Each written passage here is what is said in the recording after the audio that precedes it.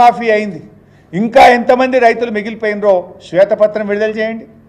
నువ్వు పెట్టినావు కదా అసెంబ్లీలో నీటిపారుదల మీద శ్వేతపత్రం అని, అప్పుల మీద శ్వేతపత్రం పెట్టినావు కదా, రుణమాఫీ మీద శ్వేతపత్రం ఎందుకు విడుదల చేయవు అని నేను అడుగుతా ఉన్నా.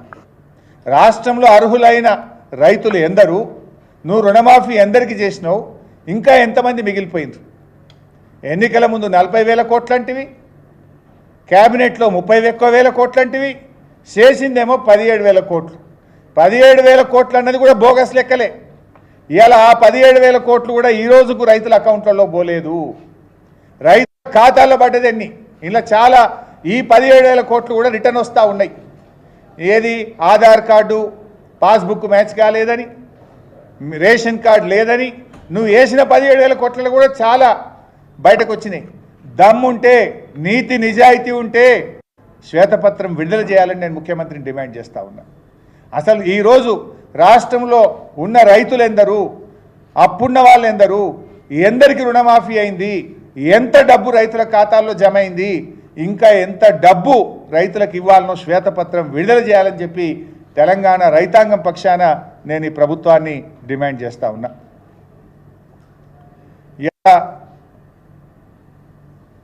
ఇదంతా అబద్ధం. రోజు పత్రికల్లో టీవీల్లో కూడా రుణమాఫీ కాలేదని వస్తుంది. ఇవాళ ఎంత స్పష్టంగా ఒక ప్రధానమైన పత్రిక రుణం తీరలేదు అని చెప్పి రుణమాఫీని పూర్తి వివరాలతోని ఆ పత్రిక ఆధారాలతో సహా రైతుల బాధల్ని కూడా చెప్తూ స్పష్టంగా ఆ పత్రిక వెల్లడించింది. ఒక ప్రధానమైన పత్రిక. అనేక పత్రికల్లో కూడా వార్తలు వచ్చినాయి.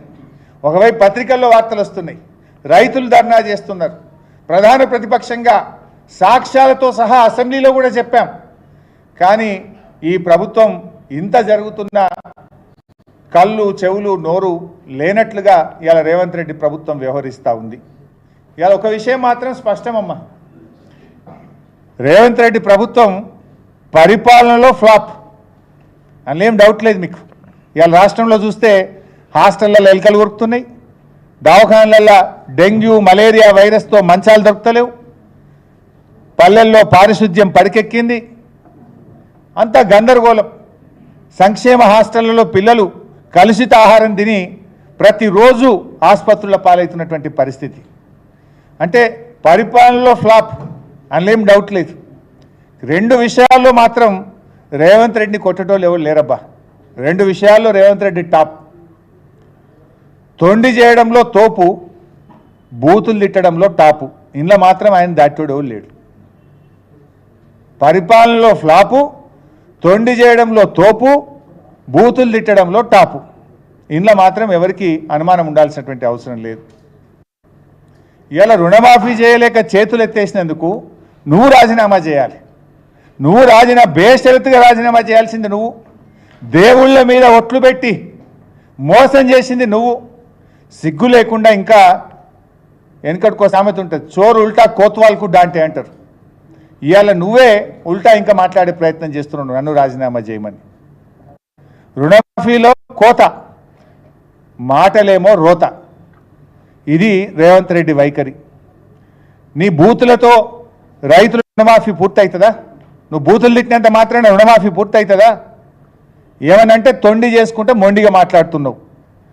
రంకెలేస్తే అంకెలు మారిపోవు, అబద్ధాలు నిజమైపోవు. నీ తిట్లతో రైతుల ఖాతాల్లో కోట్ల రూపాయలు పడవు. మమ్మల్ని తిట్లు తిడతావు కావచ్చు, కానీ దేవుడి మీద పెట్టిన ఒట్లు ఎట్లా మర్చిపోతావో అని నేను అడుగుతా ఉన్నా. రేవంత్ రెడ్డి గారు ఏమన్నారు? ఎన్ని దేవాలయాల మీద ఒట్లు పెట్టిండు ఒకసారి మీరే చూడండి. ఆయన పెట్టిన ఒట్లు ఇంత అంత కాదు.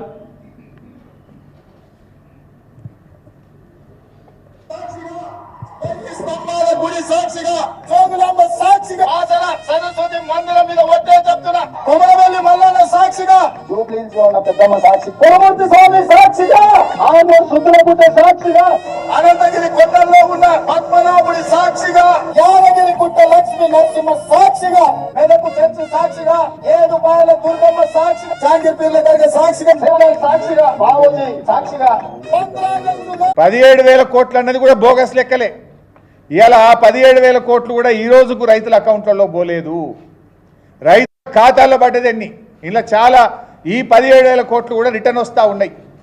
ఏది ఆధార్ కార్డు పాస్బుక్ మ్యాచ్ కాలేదని, రేషన్ కార్డు లేదని, నువ్వు వేసిన 17,000 కోట్లలో కూడా చాలా బయటకు వచ్చినాయి.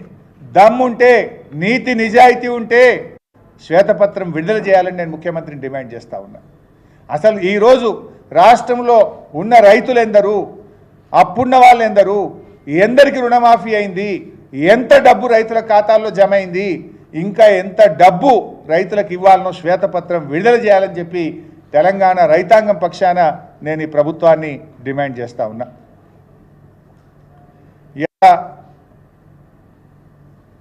ఇదంతా అబద్ధం. రోజు పత్రికల్లో, టీవీల్లో కూడా రుణమాఫీ కాలేదని వస్తుంది. ఇవాళ ఎంత స్పష్టంగా ఒక ప్రధానమైన పత్రిక రుణం తీరలేదు అని చెప్పి రుణమాఫీని పూర్తి వివరాలతోని ఆ పత్రిక ఆధారాలతో సహా రైతుల బాధల్ని కూడా చెప్తూ స్పష్టంగా ఆ పత్రిక వెల్లడించింది. ఒక ప్రధానమైన పత్రిక. అనేక పత్రికల్లో కూడా వార్తలు వచ్చినాయి. ఒకవైపు పత్రికల్లో వార్తలు వస్తున్నాయి, రైతులు ధర్నా చేస్తున్నారు. ప్రధాన ప్రతిపక్షంగా సాక్ష్యాలతో సహా అసెంబ్లీలో కూడా చెప్పాం. కానీ ఈ ప్రభుత్వం ఇంత జరుగుతున్న కళ్ళు, చెవులు, నోరు లేనట్లుగా ఇవాళ రేవంత్ రెడ్డి ప్రభుత్వం వ్యవహరిస్తూ ఉంది. ఇవాళ ఒక విషయం మాత్రం స్పష్టమమ్మా, రేవంత్ రెడ్డి ప్రభుత్వం పరిపాలనలో ఫ్లాప్, అందులో ఏం డౌట్ లేదు మీకు. ఇవాళ రాష్ట్రంలో చూస్తే హాస్టళ్లలో ఎలుకలు ఉరుకుతున్నాయి, దవాఖానలలో డెంగ్యూ, మలేరియా వైరస్తో మంచాలు దొరుకుతలేవు, పల్లెల్లో పారిశుద్ధ్యం పడికెక్కింది, అంతా గందరగోళం. సంక్షేమ హాస్టళ్లలో పిల్లలు కలుషిత ఆహారం తిని ప్రతిరోజు ఆసుపత్రుల పాలవుతున్నటువంటి పరిస్థితి. అంటే పరిపాలనలో ఫ్లాప్, అందులో ఏం డౌట్ లేదు. 2 విషయాల్లో మాత్రం రేవంత్ రెడ్డిని కొట్టేటోళ్ళు ఎవరు లేరబ్బా. 2 విషయాల్లో రేవంత్ రెడ్డి టాప్. తొండి చేయడంలో తోపు, బూతులు తిట్టడంలో టాపు. ఇంట్లో మాత్రం ఆయన దాటోడు ఎవరు లేడు. పరిపాలనలో ఫ్లాపు, తొండి చేయడంలో తోపు, బూతులు తిట్టడంలో టాపు.